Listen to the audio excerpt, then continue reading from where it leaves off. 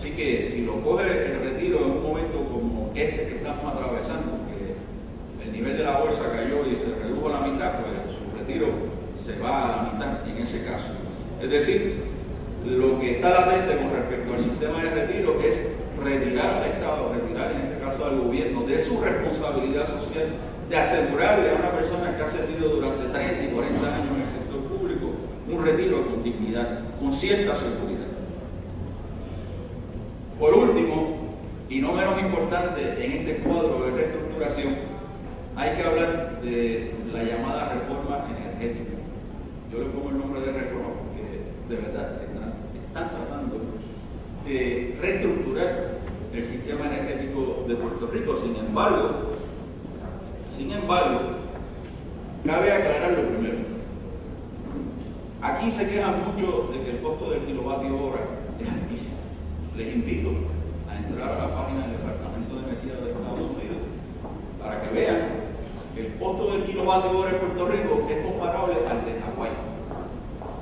Y que luego el más alto después de Puerto Rico y Hawái es Alaska.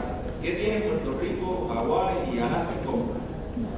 Que son zonas no contiguas al continente norteamericano y no se pueden beneficiar de las economías a escala que representa el poderse conectar a un sistema energético que combina múltiples fuentes, incluyendo energía nuclear, incluyendo carbón, petróleo, gas y otras fuentes. No tenemos la posibilidad de conectar con ese sistema. Tenemos que tener un sistema autocontenido y eso eleva los costos.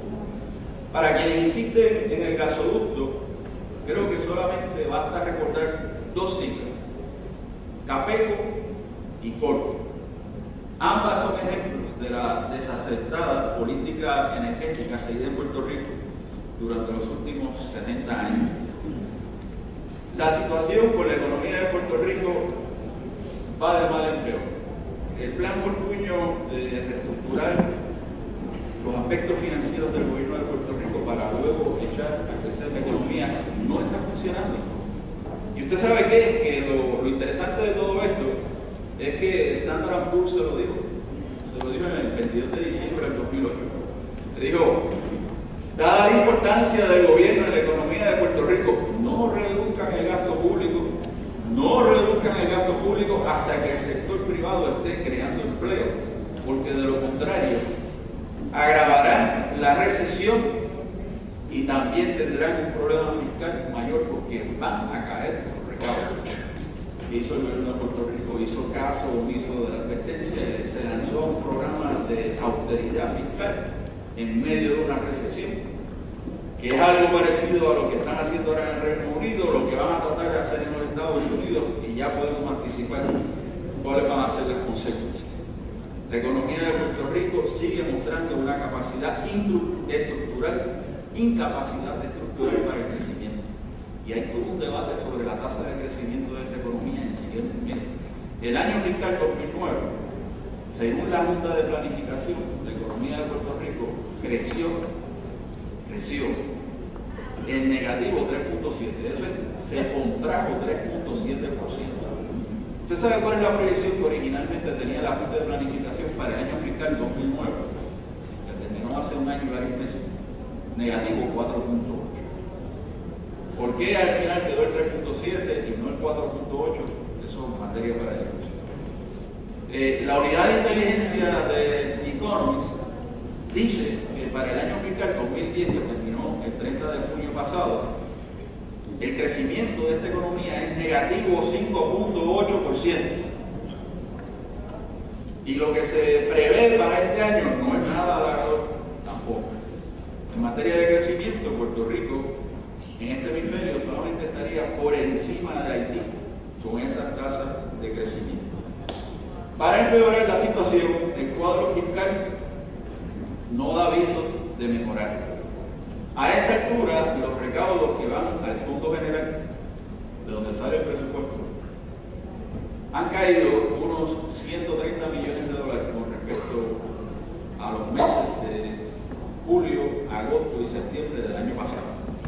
De hecho, ese Fondo General ha perdido durante un periodo de 3 años, del 2007 al 2010, ese fondo ha perdido 1.171 millones de dólares entre las nuevas exenciones contributivas, entre lo que Cofina se lleva de la contribución obtenida mediante el IVU, más los efectos de la recesión que hacen caer los recaudos. En el mercado laboral, la situación de empleo y desempleo es grave también. La tasa de desempleo que nos dicen, la oficial, que todavía no llega al 17%, no es un buen indicador de lo que está pasando.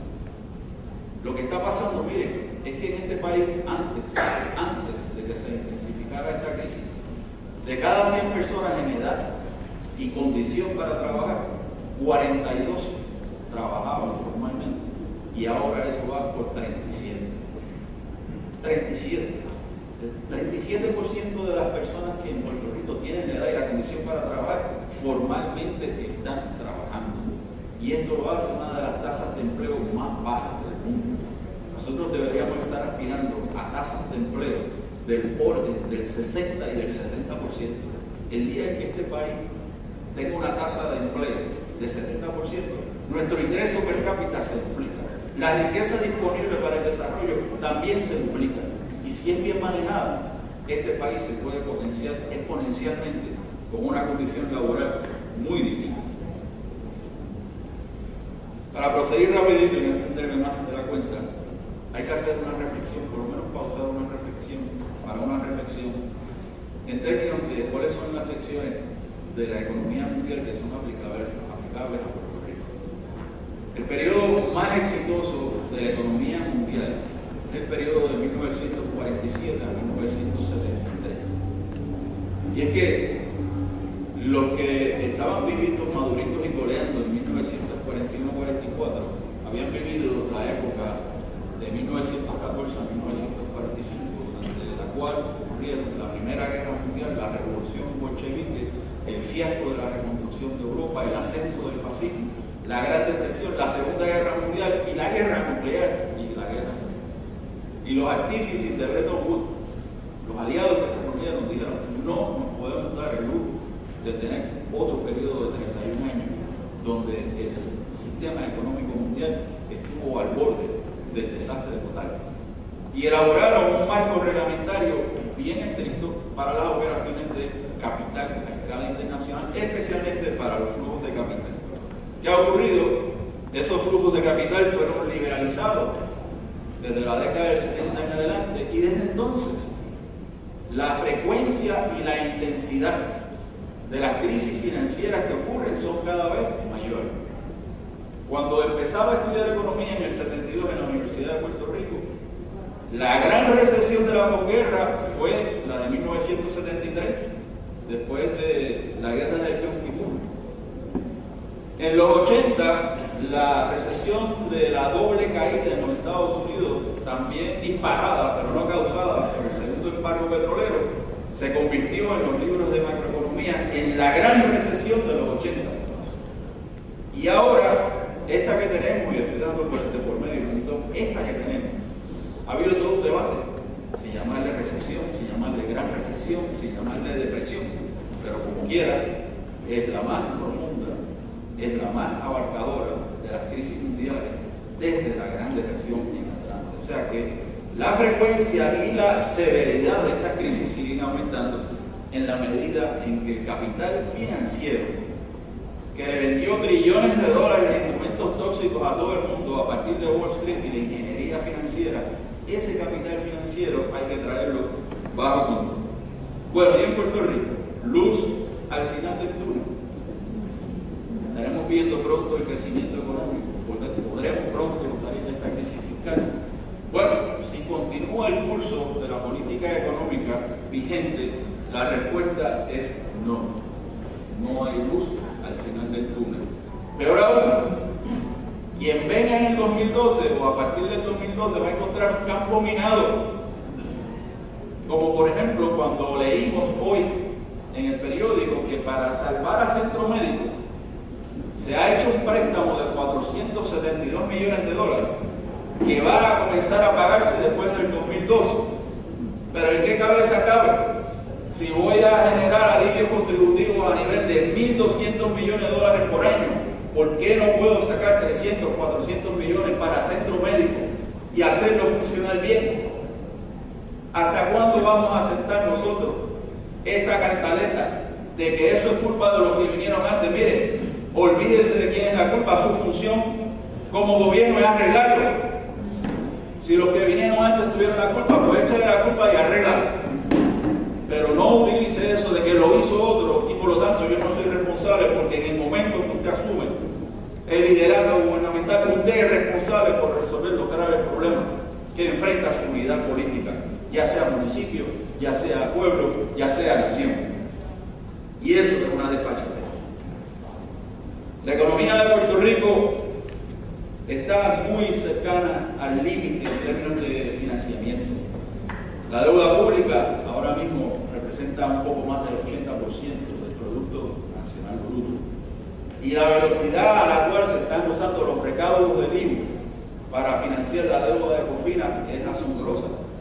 En el primer año operacional del IVU, el año fiscal 2007, escasamente se usó el 12% de los recaudos del IVU para la deuda de Cofina.